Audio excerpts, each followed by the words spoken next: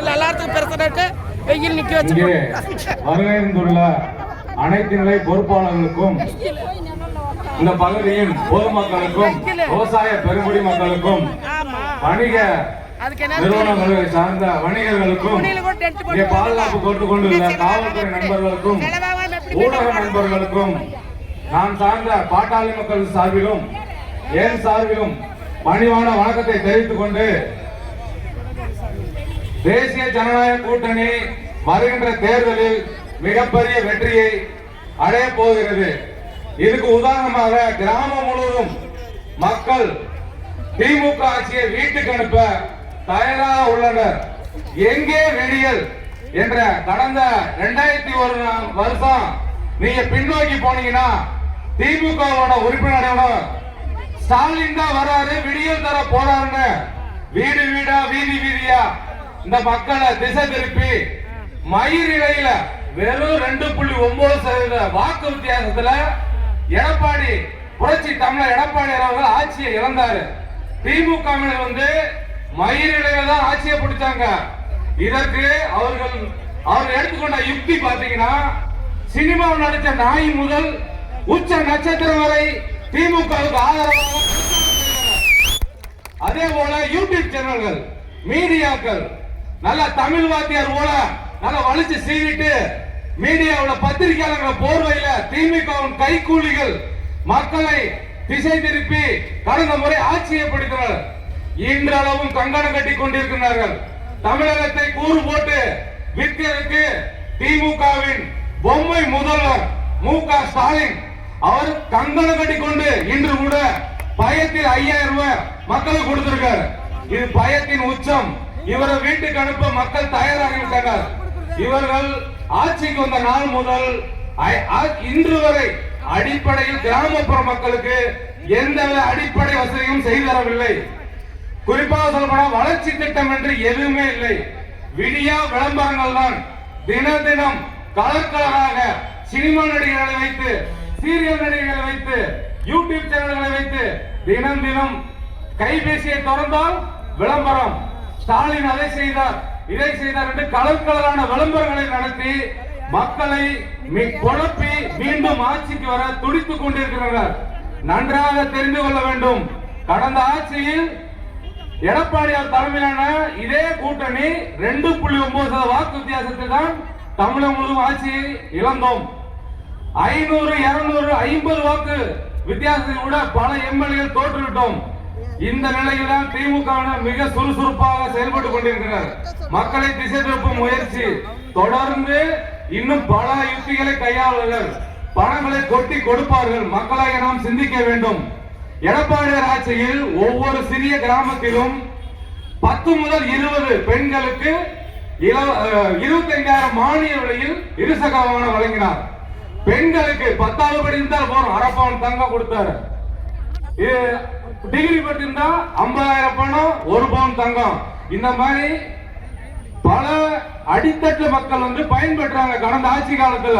ஆனா இந்த திமுக ஆட்சி வந்ததுமே சமூகத்துல மிக பின்தங்கிய மக்கள் எல்லாத்துக்கும் அநீதியை செஞ்சுட்டு எந்தவித அடிப்படையில இந்த பகுதியில் இருக்க திமுகவினரே சால்வன்சி போட்டுட்டு ஒரு வேலை கூட கிடைக்காம உட்கார்ந்து இருக்காங்க. அப்படி இருந்து ரொம்ப நெருக்கமா இருக்கும். ஒரு வேலை கொடுத்து அவனை நஷ்டமாக்கி உட்கார வச்சிருக்காங்க. இதுதான் திமுகவோட நிலை. திமுக வந்து தமிழகத்துல ஸ்டாலின் குடும்பம் தான் முன்னேறும். அதே மாதிரி இங்க திண்டுக்கல்ல பெரியவர் குடும்பம் தான் முன்னேறும். ஆனா நம்ம எல்லாம் முன்னேறணும்னா எடப்பாடி ஆட்சி வரணும், தேசிய ஜனநாயக ஆட்சி அமையணும். அதுக்கு நம்ம எல்லாம் என்ன பண்ணணும்னா இந்த தேர்தலில் திமுக வந்து இங்க வந்து 5000 ரூபாய் கொடுக்க தயாரா இருக்காங்க. ஏன்னா வேடசந்தூர்ல ஜெயிச்சா ஆட்சியை பிடிக்கிறாங்க. சென்டிமெண்ட்ல 5000 ரூபாய் கொடுக்கலாம். நான் இன்னைக்கு சொல்றேன், எழுதி வச்சுக்கோங்க.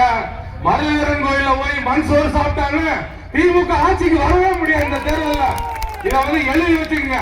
திமுக வந்து 505 வாக்குறுதி வெறும் 13% நிறைவேற்றி இருக்கு.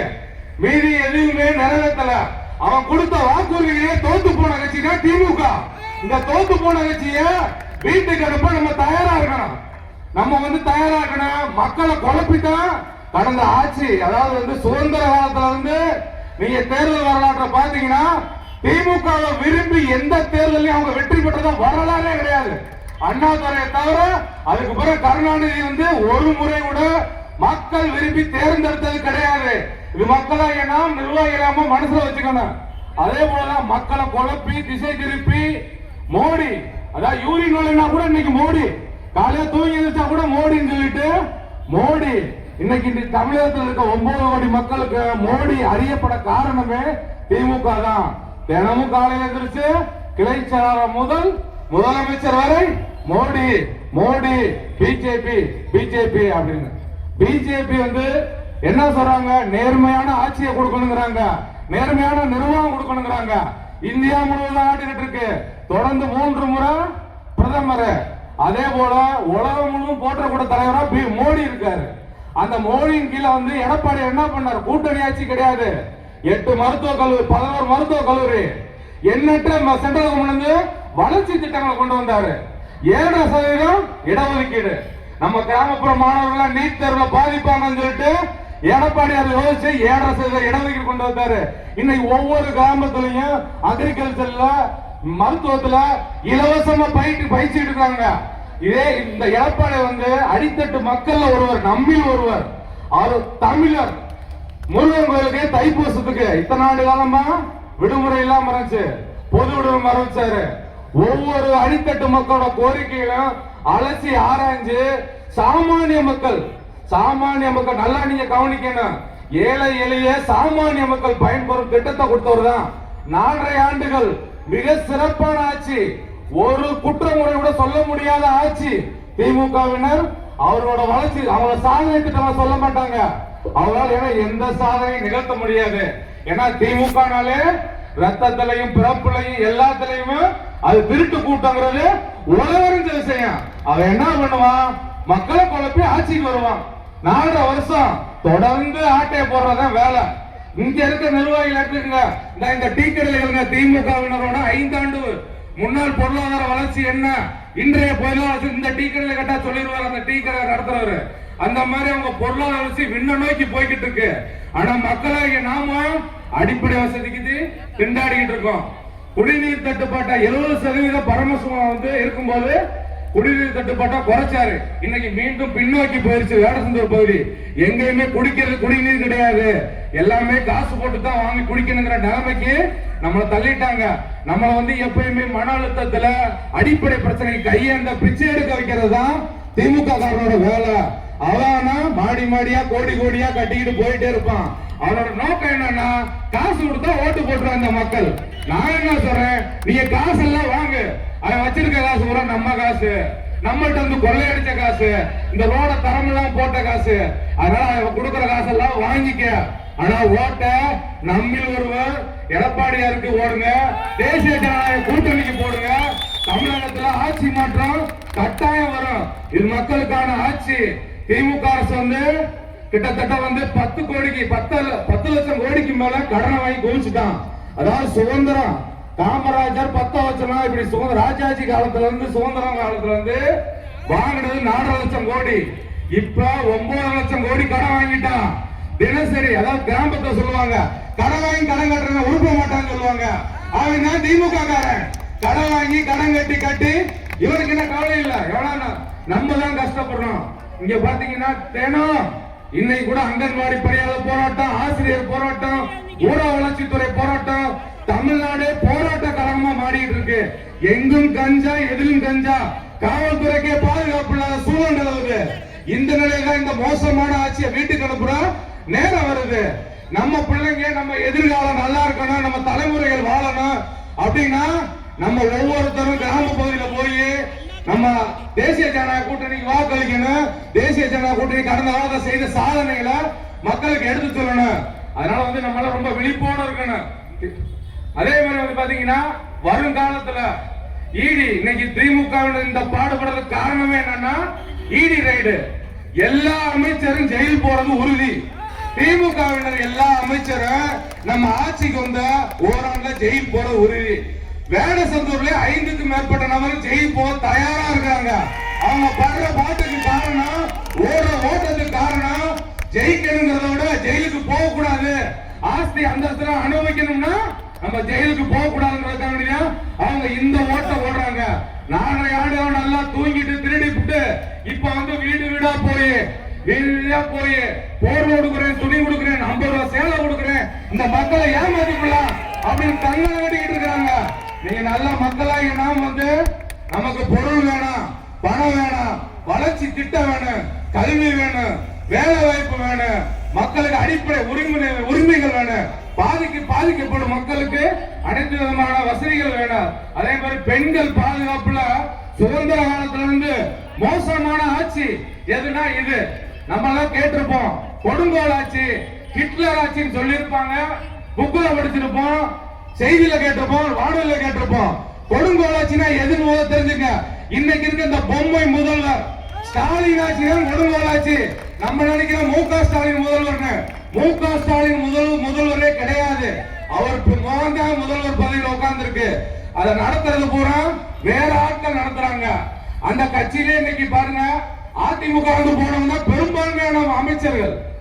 அந்த அமைச்சர்கள் அதிமுக போனவங்க மிக வலிமையான துறைக்கு அமைச்சர்.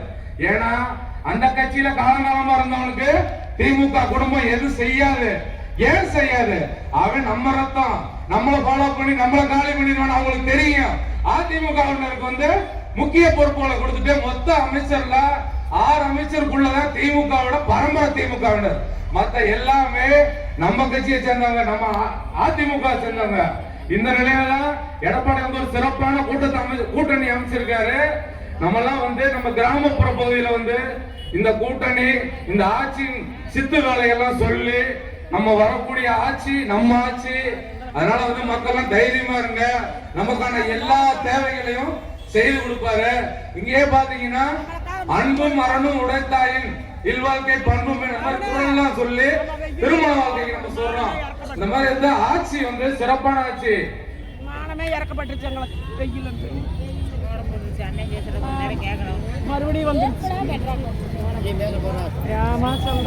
இந்த நிலையில தான் நம்ம வந்து இந்த பகுதியில முதல் முறையா கூட்டணி கட்சி எல்லாம் சேர்ந்து ஒரு ஆர்ப்பாட்டத்தை செய்யறோம். நம்ம இதோட நின்ற கூடாது. இந்த கிராம பகுதியில போயிட்டு நம்ம கூட்டணியோட கடந்த கால சாதனைகளை சொல்லி, நம்ம முன்னாள் எம்எல்ஏ அவர்கள் வந்து அவரோட சாதனைகள், அவருக்கு வேடசந்தூர் பகுதியை கிட்டத்தட்ட ஒரு 70% வளர்ச்சி பாதை கொண்டு போயிட்டாரு. இந்த போன முறை ஜெயிச்சிருந்தாங்க சும்மா மயிரிழையில தான். அதுவும் பல பிரச்சனைகள் மத்தியில ஒரு சிறிய மயிரிலாம் அவர் வந்து வெற்றி வாய்ப்பை இழந்தாரு. இனி வர தேர்தலில் வந்து நம்ம சிறப்பா வேலை செஞ்சு இந்த தேசிய ஜனநாயக கூட்டணி வெற்றி வாய்ப்பை வந்து உறுதி செய்யணும். அதே போல இந்த இடத்துல பாத்தீங்கன்னா பரமசிவன் இருக்காரு, நம்ம பரமசிவன் ஆசி பெற்ற பரமசிவன் இருக்காரு. அதோட ஜீசஸ் ஆசி பெற்ற ஜான் போஸ் இருக்காரு. சல்லல்லாஹு அலைஹி வஸல்லம் ஆசி பெற்ற பாபு சேட் இருக்காரு. இதுதான் வந்து மதச்சார்பற்ற கூட்டணி, தேசியத்துக்கு தேவையான கூட்டணி, திண்டுக்கலுக்கு தேவையான கூட்டணி, தமிழகத்துக்கு தேவையான கூட்டணி, நம்ம வேடசந்தூர் மக்களுக்கு தேவையான கூட்டணி. எனவே மக்களாகிய நாம் இவர்களை பொய் பிரச்சாரத்துக்கு ஒருபோது இடம் கொடுக்காம, இவர்கள் பொய் பித்தலாட்டங்களை நம்பாம வர தேர்தல்ல முழு மூச்சா செயல்பட்டு ஆட்சி மாற்றத்தை கொண்டு வருவோம், வளர்ச்சி அடைவோம் கேட்டுக்கொண்டு வாய்ப்புக்கு நன்றி கூறி விடைபெறுகிறேன். நன்றி, வணக்கம். நமது முன்னாள் சட்டமன்ற உறுப்பினர் பாசமிகு சகோதரர் பரமசிவம் அவர்கள் இன்னும் சிறிது நேரத்தில் நம்ம மேடையை நோக்கி வந்துவிடுவார். சிறப்பு வருகிறார்.